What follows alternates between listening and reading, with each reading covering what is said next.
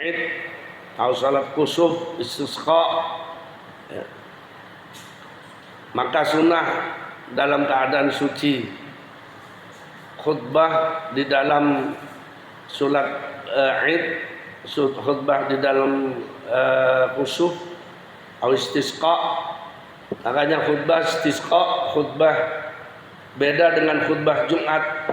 Kalau khutbah Jumat itu di awal, dan itu sebelum sholat, khutbah terlebih dahulu baru sholat.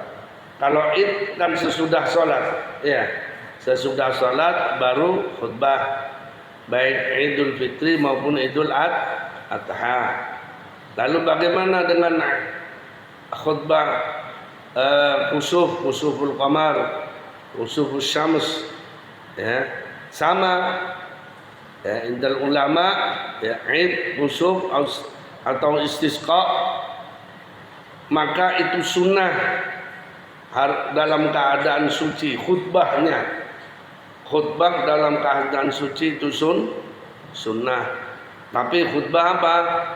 Khutbah Id, Idul Fitri, Idul Adha, andai kata setelah sholat ngentut gitu ya, setelah sholat Id ngentut atau batal wudhunya imamnya, lalu dia khutbah, nggak apa-apa gitu ya. Nggak apa-apa, artinya cuman tidak dapat kesunahan, ya, tidak dapat kesunahan, karena sunnah khutbah Id, khutbah kusuf, khutbah istisqa itu dalam keadaan suci, ya. Apa dzalika Muhammad Ramli. Begitu pula haram bagi orang yang tidak punya wudu itu tawaf, ya. Karena penjelasan yang lalu, tawaf itu harus dalam keadaan punya wudu. Lalu bagaimana mereka dalam kondisi yang begitu banyaknya orang, ya, sementara kita pakaian ihram, sebagian dari tangan kita mungkin terbuka yang tidak menutup kemungkinan menyentuh kepada lain jenis yang bukan muhrimnya, ya. Maka sebagian ulama min ashabis Syafi'i, ya, ulama min ashabis Syafi'i, maksudnya ulama min ashabis Syafi'i itu adalah pengikutnya Imam Syafi'i. Seperti siapa? Imam Nawawi yang ngarang kitab ini, Imam Ramli, Ibnu Hajar Al-Asqalani, Imam Rafi'i, ya, termasuk semuanya pengikut Imam Syafi'i. Makanya beliau disebut dengan Syafi'iyah, ya, ashabus Syafi'i, yang secara manhaj, metode di dalam berijtihad, beliau juga mengikuti manhajnya Imam Syafi'i. Artinya metode, manhaj itu metode di dalam istimbatul hukmi, di dalam memutuskan sebuah hukum, ya, di dalam berijtihad. Beliau Imam Nawawi, Imam Rafi'i, Imam Ramli, ya, termasuk Imam Ibnu Hajar Al-Asqalani, ya, beliau mengikuti metodenya Imam Syafi'i. Walaupun terkadang di dalam beberapa pendapat beliau di dalam memutuskan sebuah hukum berbeda dengan Imam Syafi'i, gitu ya. Sebagaimana tentang wudu, sebagian ulama min ashabis Syafi'i itu mengatakan dalam tawaf tersebut manakala orang tersebut menyentuh dengan sengaja, ya, artinya menyentuh dengan sengaja, massuhu bi'amdin, ya, massuhu bi'amdin, menyentuhnya dengan sengaja, maka batal. Ada kalau bi ghairi amdin, tanpa sengaja, tidak batal, tersentuh gitu aja, ya, tidak batal. Sebagian ulama berpendapat yang menyentuh yang batal, yang disentuh tidak batal. Maka siapa yang menyentuh duluan? Lah untuk memastikan siapa yang menyentuh duluan, siapa yang datang ke siapa gitu. Kulitnya siapa yang datang pada siapa, itulah yang ditentukan.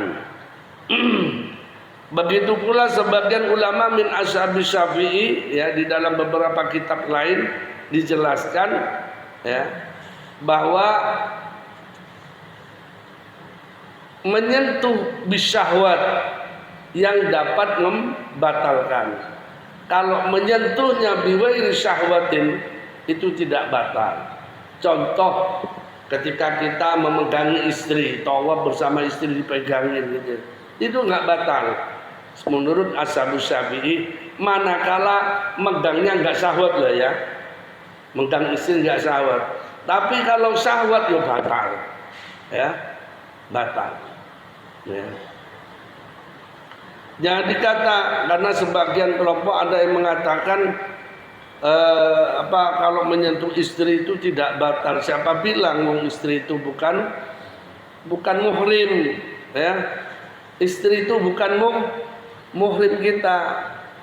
Istri itu kalau muhrim, ya, itu tidak boleh dinikahi, ya. Yang muhrim itu jangan sampai salah paham di sini, ya. Istri itu bukan muhrim kita, makanya kalau kita menyentuhnya, itu batal wudunya, ya. Nah, beliau menjadi halal bagi kita karena sudah sudah qabil tuh, sudah akad nikah, menjadi halal bagi kita, ya. Ittaqullaha bin nisa fa innakum akhadtumuhunna bi amanatillah wastahlaltum furujahunna bi kalimatillah. Maka engkau halalkan perempuan itu, apanya? Ya berkumpul denganmu, berjima denganmu, dengan apa? Bi kalimatillah, dengan kalimat Allah. Ya. Maka halalnya di sisi sana, tapi dalam wudu tetap batal. Dalam wudu tetap batal. Ya. Karena bukan muhrim. Nah, kalau anak itu muhram kita, ya. Muhrim kita, anak, saudara, ibu, bapak dan sebagainya. Kalau sepupu itu juga bukan muhrim, sepupu, saudara sepupu itu. Saudara sepupu itu kan anaknya paman, anaknya bibi, anaknya anaknya tante, ya. Itu saudara sepupu, itu bukan muhrim, Pak. Nih. Maka mereka juga batal bagi kita wudunya, ya. Kembali lagi kepada tawaf, maka sebagian ulama berpendapat min ulama Syafi'iyah itu kalaulah masunya memegangnya itu, ya, bi syahwatin batal, tapi kalau bi ghairi syahwatin tidak batal. Jadi kalau tawaf nggak perlu kita intiqal pindah madhab, ya, nggak perlu kita pindah madhab. Nah, kalau madhab Hanafi beda lagi kan gitu ya. Indal Hanafi tidak batal menyentuh perempuan kalau hanya sekedar menyentuh, gitu ya. Kenapa? Yang batal la tamassuhunnah itu janganlah engkau menyentuh perempuan hunnah atau, ya, lamsun di sana, masun di sana yang dimaksud adalah jima, kata beliau gitu loh. Tapi itu tidak perlu ke sana karena yang lebih ihtiyat itu min ashabis Syafi'i, lebih berhati-hati di dalam ijtihad, ya. Semua mengakui para ulama yang lebih berhati-hati di dalam berijtihad memutuskan sebuah hukum adalah Imam Syafi'i wa ashabih. Ya. Ya. Baik tawaf fardun maupun tawaf sunnah, ya. Baik di dalam manasik haji, di dalam ibadah haji, atau di luar ibadah haji. Karena tawaf itu bermakna sholat, ya. Tawaf itu juga bermakna sholat, maka harus dalam keadaan punya wudu. Baik tawaf fardu seperti tawaf tawaf haji, ya, ataupun tawaf seperti tawaf ifadah, ya, itu tawaf haji. Maka sama halnya dengan tawaf umrah, ya, tawaf wada, itu tetap juga harus dalam keadaan suci, ya. Termasuk yang diharamkan juga bagi mereka yang tidak punya wudu, ya, hamlul mushafi, yaitu membawa mushaf, membawa mushaf, ya, Al-Quran ini, ya, membawa mushaf bagi mereka yang tidak punya wudu itu haram. Mithlu dan perumpamaan juga mushaf ma kutiba lidirasah kalauhin wa mahallul hurmati malam tadak daruratun, ya, seperti sesuatu yang ditulis di dalam untuk belajar, menulis Al-Quran di kertas kosong, ditulisi ayat-ayat suci Al-Quran, maka memegang kertas itu pun haram, ya. Atau saburah, ya, alau papan tulis atau lauhin, ya, itu ditulis ayat Al-Quran, tulisan papan kosong ditulis Al-Quran, itu ketika dipegang jadi haram, kalau memang tidak ada yang tulisan-tulisan lain, ya, kalau tidak punya wudu. Wa mahallul hurmati, dan juga tempat-tempat yang haram, malam tadak darurah, selama tidak menarik apa kemudaratan ila hamlihi, pada membawanya Al-Quran tersebut. Wa illa, dan jikalau tidak, hamalahu, maka membawanya ma'al hadati, bersama dalam keadaan hadas. Haitsu lam yatamakkan, sekiranya tidak mungkin, minat taharati, yaitu dari bersesuci. Nah, kalau kita menemukan hal semacam itu, ada Al-Quran, ya, ada ayat suci Al-Quran jatuh di jalan atau di mana, ada tidak punya wudu, ya, tidak punya wudu, secepatnya ambil. Karena apa? Lihurmatih, ya, lihurmatil mushaf, lihurmatil ayatil Quran min kalamillah, ya. Angkat, bawa, taruh di tempat yang memang terhormat. Contoh lagi, saya berkali-kali sering saya katakan, jangan pernah menulis kalimat Bismillahirrahmanirrahim di dalam undangan, karena undangan rata-rata habis dibaca dibuang, ya. Itu lumrah, itu banyak diketahui. Maka seringkali saya temukan terkadang di jalan itu ada undangan, ada Bismillahirrahmanirrahim, diide-ide, Pak, diide-ide, diinjak-injak. Itu kalamullah. Ada sebuah cerita min ulama al-allamah, ya, ulama tersebut termasuk ulama yang alim. Ulama tersebut bercita-cita, berkeinginan ingin menjadi walinya Allah. Namun sampai saat itu tidak diangkat oleh Allah, ya, menjadi walinya Allah, ya.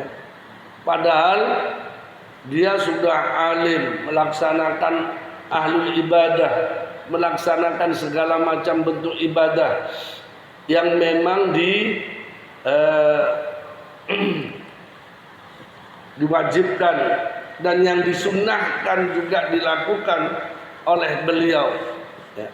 Sebagaimana dalam sebuah hadis, karena untuk wusulnya ilallah itu, untuk mencapai makom kewalian itu semuanya kembali kepada Allah. Allah lah yang menentukan, ya, sampai ada cintanya Allah kepadanya. Dalam sebuah hadis, ma taqarraba al-mutaqarribuna bimithli ada'i maftaratu bihi wa bin nawafili hatta uhibbahu idza ahbabtuhu kuntu sam'ahu alladhi yasma'u bih wa basarahu alladhi yubsiru bih wa lisanahu alladhi yantiqu bih wa yadahu alladhi yabtishu bih wa rijlahu alladhi yamshi biha. Artinya apa? Bahwa tidaklah sedikit bergeser orang yang mendekatkan diri kepada Allah, ya, tidak akan menjadi maju untuk sampai dekat kepada Allah dengan cara menjalankan kewajiban Allah dan menjalankan kesunahan-kesunahan yang disunnahkannya. Melakoni ibadah terus menerus, ya, kewajiban dilakoni, kesunahan dilakoni. Itu kalau Allah masih belum cinta kepadanya, gak sik durung seneng nang dhek, sedikit pun tidak akan bergeser dekat kepada Allah. Kok bisa?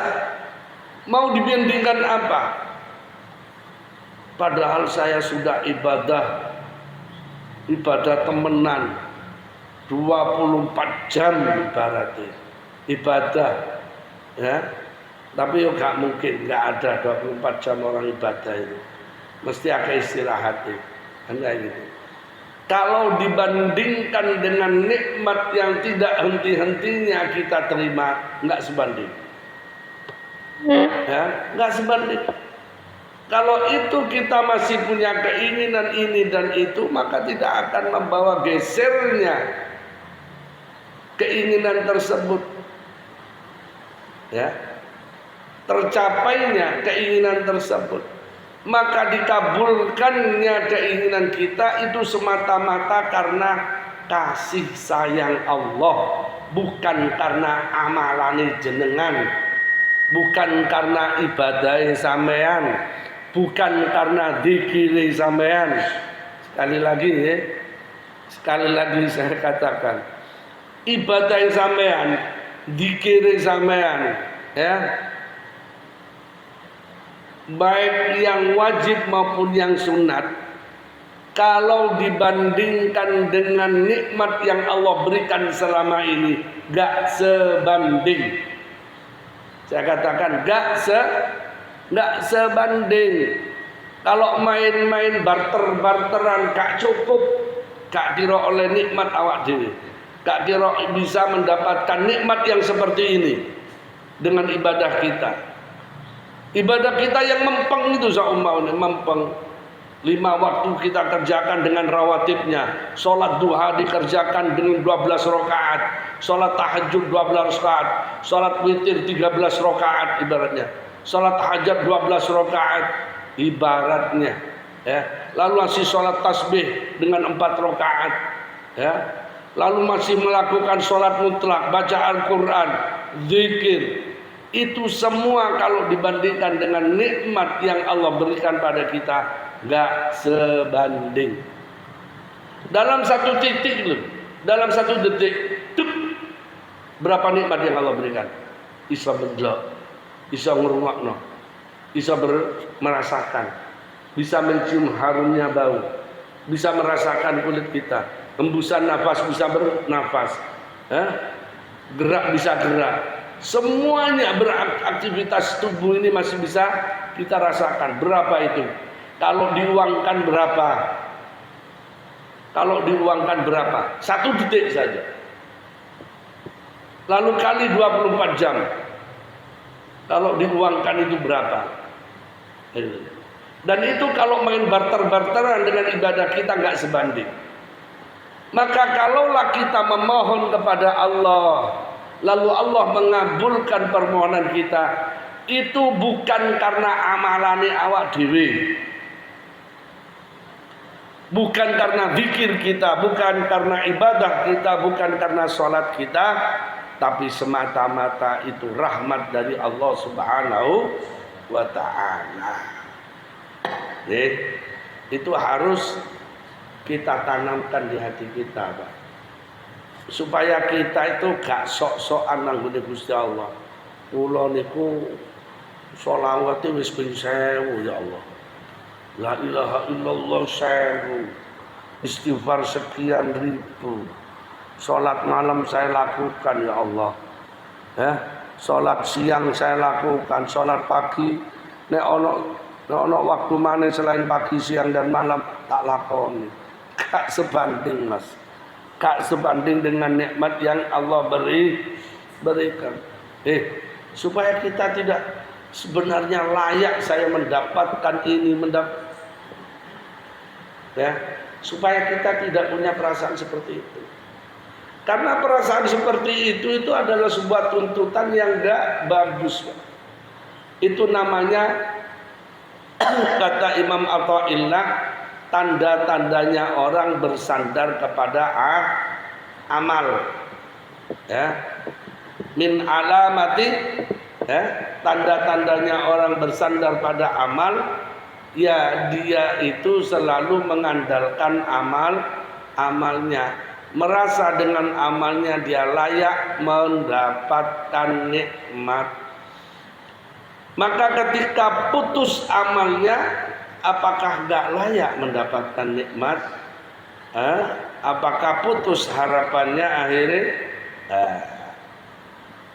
Makanya terus Imam Athaillah, janganlah engkau putus harapan pada Allah Subhanahu wa ta'ala dengan putusnya amal. Karena kalau kita putus harapan kepada Allah karena putusnya amal, maka itu kita termasuk bagian daripada orang yang bersandar atau coro kasari mentuhankan amal,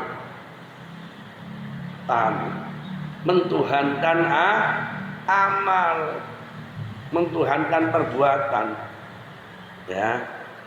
bahwa semua itu semata-mata rahmat dari Allah Subhanahu wa ta'ala. Baik. Maka ulama tersebut sudah berkali-kali melakukan itu, tapi masih belum ada cinta dari Allah, masih belum diangkat menjadi kekasihnya Allah. Hingga suatu saat ketika berjalan terkejut melihat di sampah ada tulisan Bismillahirrahmanirrahim di sebuah kertas. Terkejut, hatinya kaget, merasa antara siapa yang membuang ini, antara marah, terkejut dan ketakutan. Akhirnya diambillah kertas tersebut yang bertuliskan Bismillahirrahmanirrahim, lalu dicuci, lalu dimakan. Supaya apa? Supaya tidak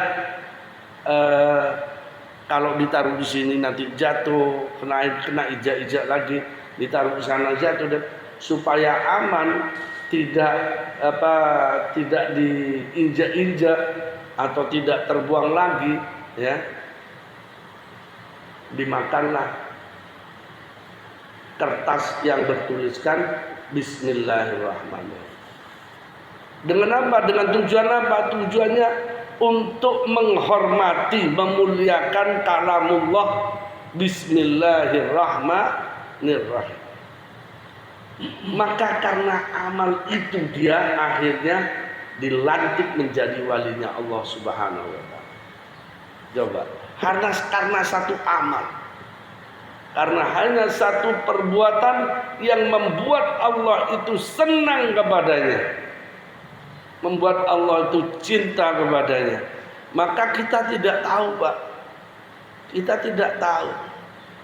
Ya. Yang penting kita beramal, berbuat baik, melakukan apa yang diwajibkan oleh Allah, kesunahan-kesunahan kita lakukan semua sampai Allah mencintai kita. Di sisi mana kita mendapatkan cinta Allah? Ketika beramal apa kita mendapatkan cinta Allah? Itu Allah yang tahu. Ya. Terkadang ya seperti itu tadi, hanya sekedar membuang. Ada seorang lagi contoh, ada seorang bukan mucikari, pelacur, ya. Ada seorang pelacur, yang pelacur itu sudah nggak karuan yang namanya pelacur ya. Tapi masya Allah tabarakallah, matinya husnul khotimah, dan dia dimasukkan surganya Allah. Karena apa? Karena di akhir dia meninggal, dia bertobat kepada Allah dan Allah mengampuninya. Sebab apa dia mendapatkan anugerah itu? Sebab dia suatu saat melihat anjing yang kehausan, yang lidahnya melelet mau mengambil air dalam sumur, dan dia tidak mampu mengambilnya. Akhirnya apa? Akhirnya si pelacur itulah yang mengambilkannya. Kila sebagian cerita mengatakan si pelacur itu punya air, yang air tersebut ya rencananya mau diminum oleh dirinya. Karena melihat si anjing itu kehausan, diberikan pada anjing itu. Sebab itulah Allah anugerahkan dia mati dalam keadaan husnul khatimah. Sebelum mati dia bertobat kepada Allah, insaf bertobat, dan dia dimasukkan surganya Allah Subhanahu wa taala. Itu sebab itu. Coba bayangkan. Padahal kelakuan pelacur sudah berkali-kali melakukan perbuatan. Jadi kita itu sama-sama nggak ketemu, ya. Bukan karena saya ustadz pasti masuk surga, belum tentu. Ya, sama-sama belum tentu, Pak. Ya, sampean saya belum tentu, sama-sama belum tentu. Kalau kita matinya ya dalam keadaan membawa iman dan Islam, ya, diakhiri dengan kalimat la ilaha illallah Muhammadur Rasulullah, dakhalal jannah. Ya.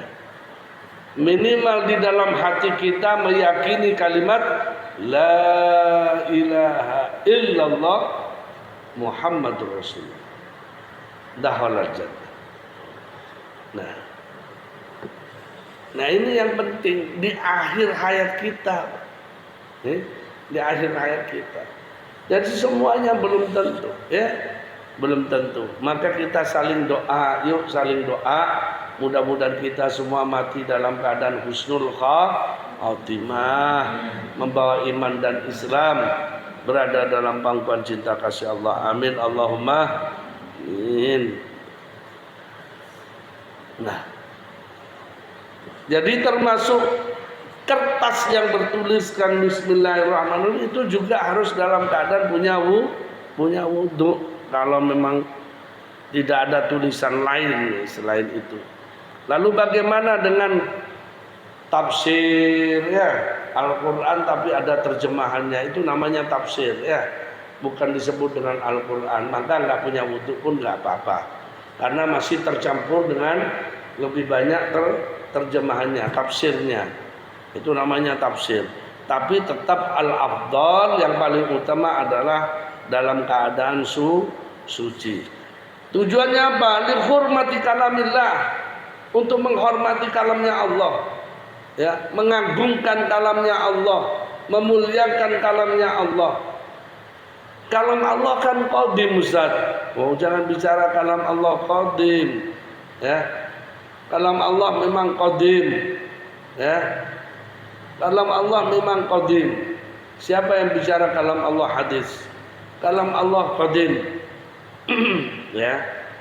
Tapi ibarat sing kita memuliakan orang tua kita. Ya, saya selalu mencontohkan ini. Kita memuliakan orang tua kita. Lalu fotonya orang tua kita jatuh ke bawah diidak-idak mek wong. Mangkel enggak mangkel kira-kira? Layaknya fotonya orang tua kita ditaruh di bawah, di comberan, dibuang ke sampah atau ditaruh di figora. Kenapa? Kenapa? Menghormati, memuliakan. Karena kita cinta, karena kita menghormati orangnya, fotonya pun dihormati, Pak. Gitu. Ini ibarat. Saya ibaratkan seperti itu. Memang kalamullah itu yang kalamullah qadim itu bila sautin wala harfin. Tapi dari Allah ke malaikat Jibril, dari malaikat Jibril menuju Rasulullah yang dibawa ke sama'ud dunya itu sudah langsung dipahamkan kepada Rasulullah sallallahu alaihi wasallam.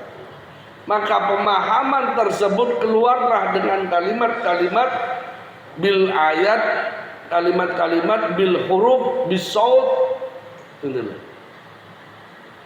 Iqra bismi rabbikal ladzi khalaq. Mulai begitu. Itu sudah ada hurufnya biharfin wa sautin. Walaupun kalam aslinya bukan itu, tapi itu bagian daripada cara anu ini loh, Mas. Ya. Saya pesan nang gone Mas Imron, Mas tolong sampaikan ucapan saya kepada si Bulan, kepada Pak Malik ibaratnya. Begini. Ini kan kalam saya. Ketika Mas Imron menyampaikan pada Pak Malik itu menjadi kalamnya siapa? Tetap kalam saya. Bukan kalamnya Mas Imron. Itu kalam saya yang dibawa oleh Mas Imron. Gitu loh maksudnya. Walaupun saya menyampaikan tidak seperti Mas Imron menyampaikan kepada Pak Malik. Paham? Kalaulah kalam saya harus dimuliakan, maka kalam yang dibawa oleh Mas Imron kepada Pak Malik harus dimuliakan. Gitu. Karena ada kelompok yang mengatakan, wah, yang dinamakan Al-Quran itu yang ada di azali. Bagaimana kita menyentuh Al-Quran di azali itu? Dilawat, enggak ya. Kayak gitu maksudnya ya. Kita harus pahami itu. Dibawa oleh siapapun itu tetap kalam saya. Dibawa oleh siapapun itu tetap kalam saya. Dan Al-Quran yang ada di dalam ayat-ayat suci Al-Quran yang ada di mushaf itu, itulah kalamullah. Berada di mana saja itu kalamullah. Dibawa oleh siapapun itu kalamullah. Harus tetap dihormati, dimuliakan. Paham ini maksud saya, supaya nggak bingung. Karena ada kelompok-kelompok yang nggak di Arab Saudi, Mas. Masya Allah, anak-anak muda sana kalau ujian terkadang kan membawa tafsir. Lerpek. Itu sih dikerpek kitabnya dibawa. Ketika dosennya datang langsung ditekek nanggungin solusinya dilunggu. Iya. Ya Allah. Engkau dimarahi, diomong ngamuk deh. Wah, semacam-macam. Ya karena awak dewi ada di negara orang ya, daripada Kisru tetap awak dewi kalah. Karena beda Mas. Di Arab sana itu pemerintahannya, kerajaannya lebih pro terhadap warganya dibandingkan ajami. Beda dengan Indonesia. Di Arab Saudi itu lebih pro terhadap warga. Kalau ada konflik antara warga dengan orang asing, pasti menang warganya.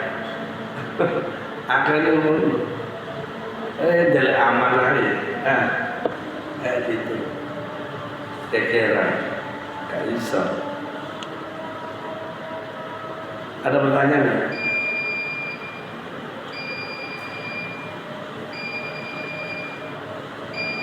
Bisa ulang sedikit Ustaz yang sujud syukur itu tadi.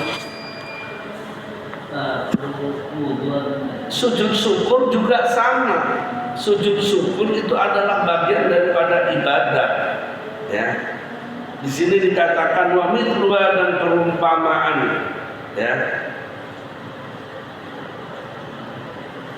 Perumpamaan sholat juga. Wa mithluha dan perumpamaan sholat jenazah sama hanya dengan sholat jenazah. Sajadatut tilawah, sujud tilawah. Wasyukri dan sujud syukur. Ya, itu sama hanya dengan salat dan jenazah. Iya. Kalau sujud syukur tanpa punya wudu, ya enggak sah. Ya hanya sujud saja. Ya hanya sujud saja, enggak punya keutamaan. Kadang kita ketika menerima sesuatu atau yang baik kan, pada saat itu juga biasanya kan bersujud. Langsung bersujud. Ya. Iya. Sebenarnya sebaiknya bagaimana? Sebaiknya kita ambil wudhu lalu bersujud menghadap kiblat. Itu tuntunannya seperti itu, sujud syukur. Enggak langsung di tanah seperti pemain sepak bola, gol langsung sujud. Jangan daripada kasar. Iya enggak. Kebanyakan kan kayak gitu. Dapat langsung sujud. Itu enggak ada keabsahan semacam itu. Enggak, sujud itu adalah ibadah. Sama hanya dengan sujud tilawah, sujud syukur harus dalam keadaan punya wudu. Gitu. Kalau mau mendapatkan keutamaan sujud syukur, ya. Kalau mau sujud syukurnya diterima oleh Allah dalam artian sah. Makanya kita dianjurkan dawamu wudu. Iya. Dawamu wudu itu luar biasa, Pak. Orang yang dalam keadaan wudu itu insya Allah dalam lindungan Allah. Ya. Bahkan andai kata mati dalam keadaan punya wudu, ya, tidur punya wudu lalu tidur ke bawah mata syahidan, matinya mati syahid. Itu Rasulullah dahulu. Ya, makanya kalau sampai mau tidur wudu dulu. Ya, kok nek disentuh ambek bojone wudu maneh. Artinya nek wayahe koyo ngono kan gak apa-apa Mas ya. Engko nek mari langsung, aja ditunda. Orang junub itu enggak boleh menunda mandi, makruh ya. Makruh, umumnya ketaboten. Ya. Terus yang lain ada pertanyaan Mas? Iya. Contoh kan sunnah ngaji atau apa.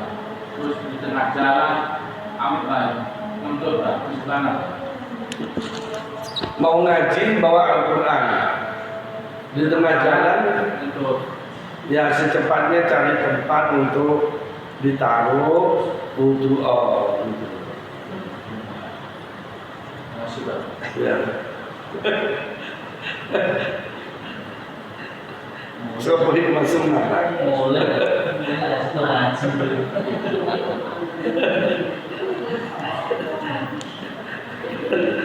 Iya. Iya ya memang harus gitu ya. Ya termasuk tas ya. Nanti tas Al-Quran ditaruh di tas. Maka tas itu juga menjadi kita juga harus suci. Nggak boleh Al-Quran ditaruh di sini. Saya nggak undang, cuma megang wadai, kotor, sama. Kayak orang Al-Quran juga. Hah? Harus punya wudhu, harus punya wudhu jual Quran itu. Kecuali kalau cetakan ya, kalau cetakan terkadang itu darurah. Ya, makanya tapi kalau mau menghormati ya tetap agar supaya mendapatkan apa ya, gak dimurkai oleh Allah ya tetaplah taruh di tempat yang layak gitu. Kadang orang percetakan itu ditekek sembarangan lunas. Iya, terlalu kompleks kalau kita dalam percetakan itu Al-Quran.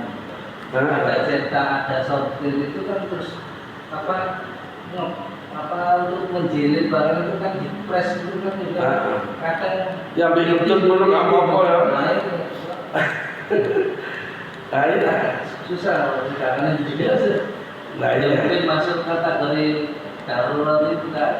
Ya, tapi sebisa mungkin ya, sebisa mungkin diusahakan untuk tetap dalam keadaan punya wudhu dan meletakkan cetakan Al-Quran itu di tempat yang layak gitu. Yang sering sebelumnya itu HP. HP itu kan ada sering aplikasi Al-Qurannya. Ya. Bawa ke kamar mandi katanya. Ya, gila sebagian ulama mengatakan HP yang ada aplikasi Al-Qur'annya juga harus dimuliakan, nggak boleh dibawa ke kamar mandi. Tapi sebagian ulama yang penting tidak membukanya, ya, tidak membukanya. Karena ibaratnya begini, sebagian ulama mengatakan tas, ya, ada tas itu bukan khusus tempatnya Al-Quran, tapi tas itu memang diisi macam-macam. Ada Al-Quran, ada buku, ada kamus, ada ini, ada itu, macam-macam sudah.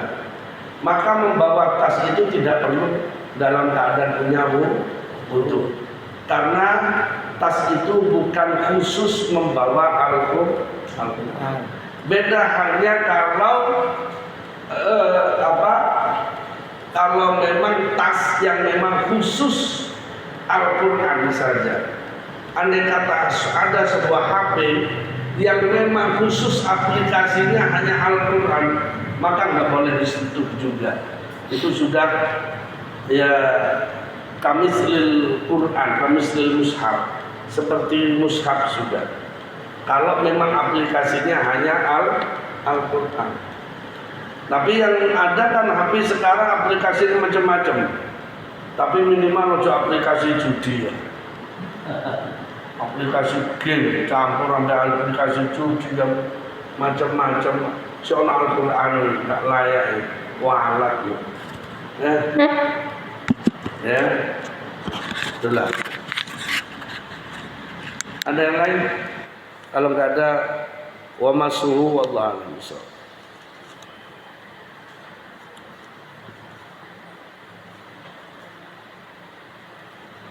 Beda halnya kalau untuk ngajar ya. Untuk mengajar itu boleh bagi orang yang, tapi dengan catatan tidak menyentuhnya ya. Nggak punya wudhu, tidak menyentuhnya ya. Atau dalam keadaan junub ibaratnya ya. Tapi orang ngajar dalam keadaan junub ya gak layak lah ya. Seharusnya kecuali ada pernah saya dapat pertanyaan itu, bagaimana kalau ustadzanya haid,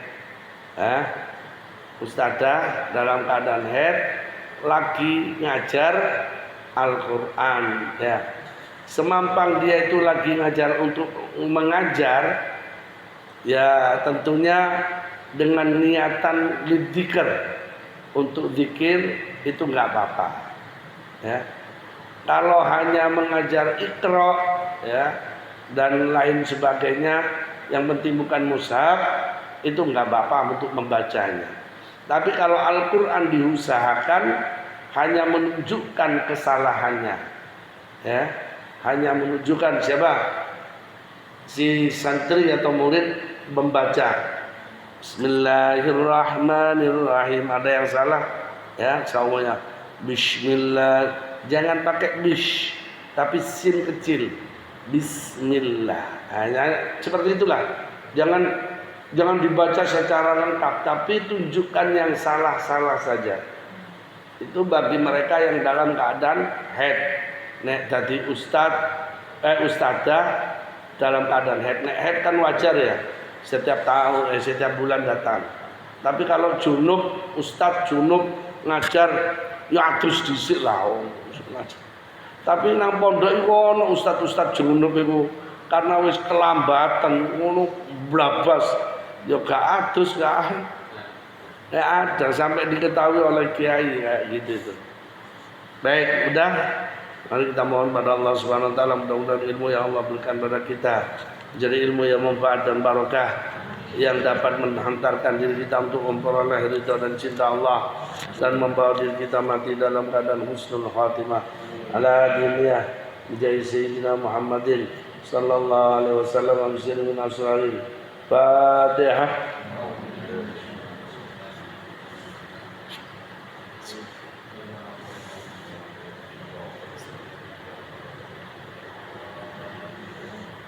Bismillahirrahmanirrahim. Alhamdulillahirabbil alamin wassalatu wassalamu ala asyrafil anbiya'i wal mursalin sayyidina Muhammadin wa ala alihi wa sahbihi ajma'in.